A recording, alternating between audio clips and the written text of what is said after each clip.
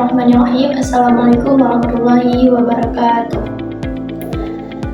Alhamdulillahirrahmanirrahim. Wassalatu wassalamu ala asyrafil anbiya'i wal mursalin wa ala alihi wa ashabihi ajma'in, amma ba'd. Pertama-tama, mari sama-sama kita bersyukur syukur kepada Allah Subhanahu wa taala, yang mana oleh Allah yang telah memberi kita nikmat kesehatan dan nikmat kesempatan sehingga kita dapat berhadir bagi yang berbahagia ini walaupun via online. Salawat dan salam tak lupa pula kita sanjung sajikan ke Fakhrul Alam, yakni Nabi besar Muhammad SAW, yang mana oleh beliau yang telah membawa umatnya dari alam jahiliyah menuju alam yang Islamiyah, dari alam kebodohan menuju alam yang berilmu pengetahuan seperti yang kita rasakan pada saat yang berbahagia ini.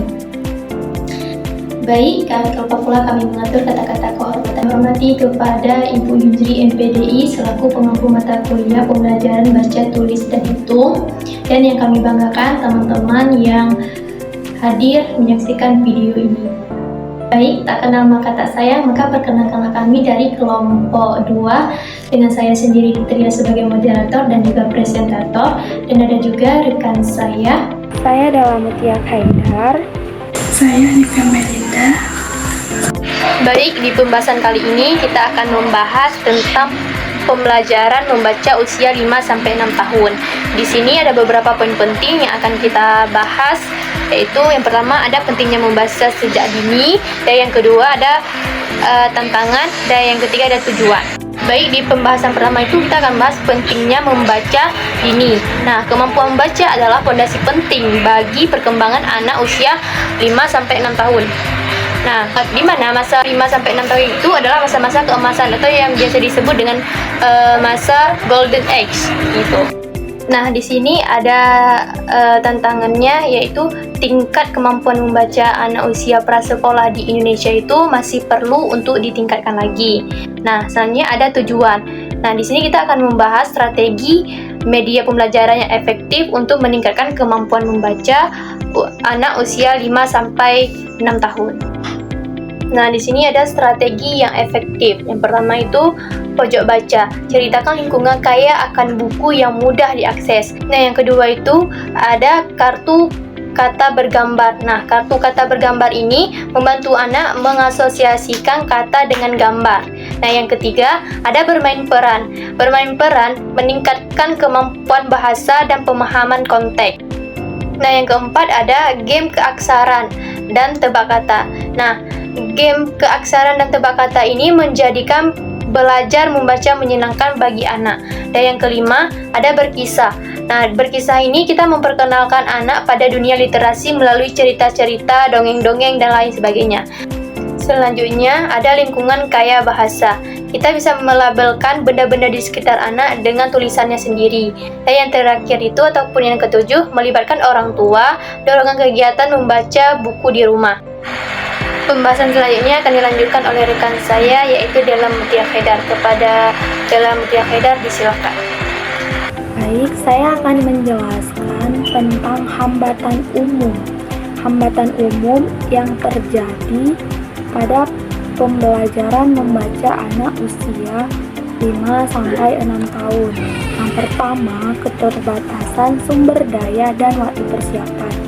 Maksudnya, guru atau pengembang media punya waktu dan bahan terbatas. Misalnya, tidak sempat membuat banyak alat peraga atau buku berwarna. Yang kedua, kondisi emosi anak beragam. Anak-anak di usia 5-6 tahun kadang sedang rewel, takut, atau gampang bosan. Itu juga mempengaruhi fokus belajar mereka. Jadi beberapa materi walaupun medianya bagus, kalau mereka kurang fokus atau tidak fokus sama sekali, itu mempengaruhi pembelajaran mereka. Yang ketiga, kurangnya partisipasi dari orang tua. Jadi di sini orang tua juga berperan. Jika kurang partisipasi, orang tua jarang membantu pengulangan di rumah atau tidak tahu cara mendampingi anak, itu dampaknya sangat besar, seperti pengembangan baca di rumah tidak optimal, belajar di sekolah tidak berlanjut. Karena apa? Sebagian anak orang tuanya peduli, sebagian lagi bukan tidak peduli, tapi tidak mengerti cara mengajarkan anak dan kurang waktu juga karena faktor kerja atau lain sebagainya. Kemudian ada media pembelajaran SUMA, singkatan dari seri untuk membaca anak. Definisinya, buku seri yang dirancang khusus untuk membantu anak usia dini mengenal huruf, bunyi atau fonem, dan kata-kata sederhana. Yang pertama, fokusnya pada apa. Apa berarti sekumpulan buku pendek berurutan seri. Setiap buku fokus ke huruf atau kelompok huruf tertentu. Untuk siapa? Itu anak usia 5-6 tahun, TK atau PAUD, kelompok B yang sedang belajar literasi. Isi yang terkandung dalam buku tersebut atau isi di dalam buku itu adalah halaman bergambar besar, kata sederhana yang terbuat dari CV atau CPC, latihan bunyi misalnya M, ma, ka, n, kan, per garis-garis kayak gitu. Terus ada aktivitas mengenal huruf dan permainan membaca suku kata. Fungsinya memperkenalkan huruf dan bunyi secara bertahap, membangun kosakata awal, melatih keterampilan pengenalan dan secara visual dan lisan. Contoh kegiatan dari buku SUMA. Guru mengajukan halaman bergambar. Anak-anak menyebutkan bunyi. Guru minta contoh kata lain yang bunyinya sama. Misalnya makan. Kata lain yang bunyinya sama, main. Kan bunyi awalannya sama-sama ma. Terus permainan mencari kata. Anak mencari kata yang terus yang kedua ada juga permainan menyusun kartu suku dari buku untuk membentuk kata sederhana. Saran penggunaan praktis: pakai satu buku seri per minggu, ulangi bunyi dan kata tiap hari mulai dari 5-10 menit. Gabungkan gerakan atau nyanyian untuk tiap huruf agar anak lebih ingat. Sertakan tugas rumah sederhana. Orang tua diajak kerja sama, diminta membaca dan menunjukkan 3 kata tiap hari. Jadi untuk mampunya anak belajar, apalagi di umur 5-6 tahun, itu dimulai dari buku-buku yang mudah mereka pahami, terus dari siapa yang mengajari mereka, baik itu guru, orang tua.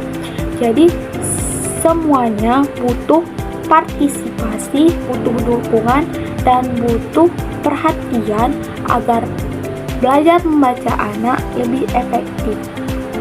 Baik, saya kembalikan kepada moderator untuk melanjutkan pembahasannya. Terima kasih.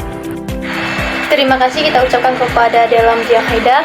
Baik, untuk pembahasan selanjutnya dilanjutkan oleh rekan saya, yaitu Devi Amelinda. Kepada Devi Amelinda disilahkan.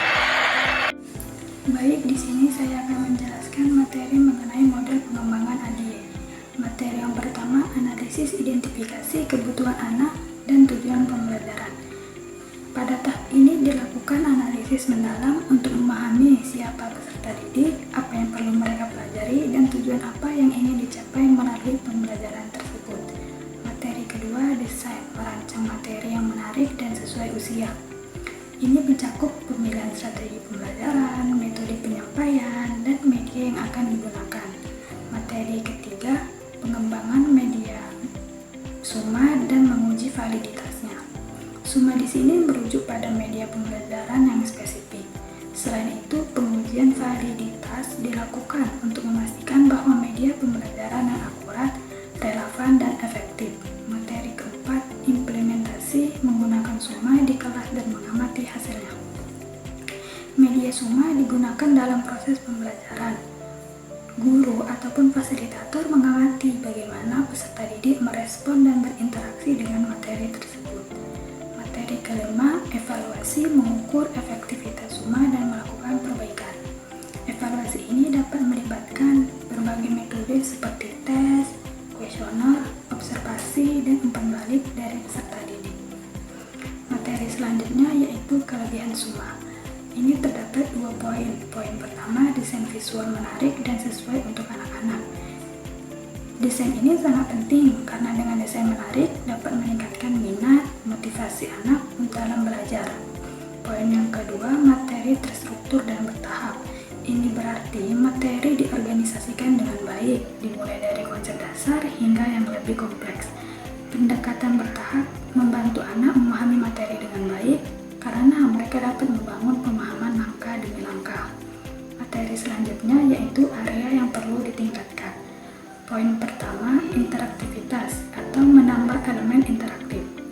2. Desain visual atau memperbaiki tata letak dan font.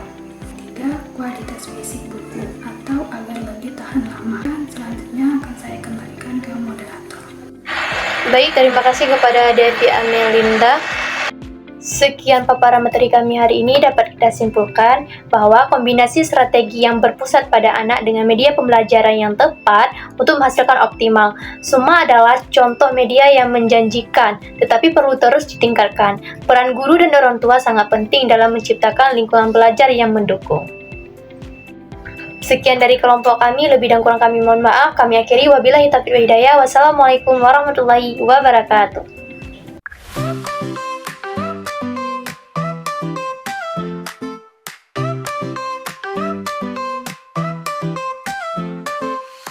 Around in silly days, funny pranks in many ways, laughing loud